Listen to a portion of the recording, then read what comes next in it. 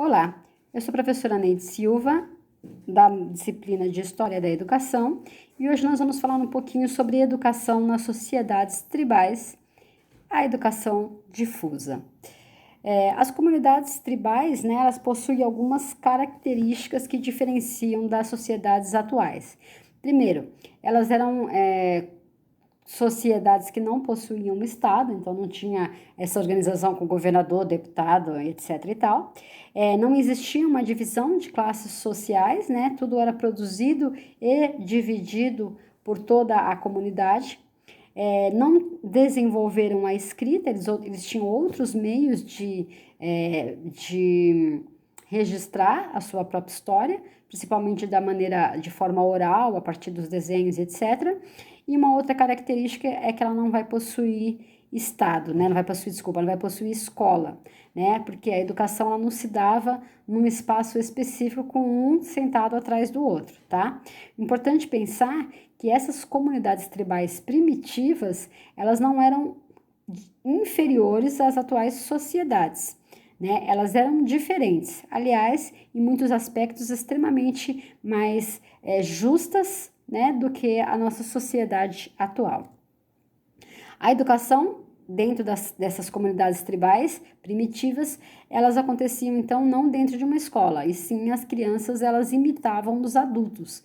Essa educação, né, era uma educação no qual as crianças aprendiam para a vida e por meio da vida, ou seja, para a vida. Então, elas tinham uma educação que era uma educação prática, né? Num primeiro momento, aprender a plantar, a pescar e etc.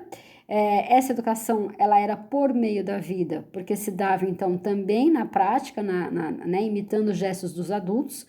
Agora, isso não quer dizer que não existia também uma educação na qual era-se falado e estudado os mitos, trabalhava essa questão da filosofia e etc e tal, tá bom? Essa educação, ela era uma educação em que todos participavam, não existia um professor ou uma professora responsável pela educação. Ela é uma educação, então, que toda a comunidade era responsável.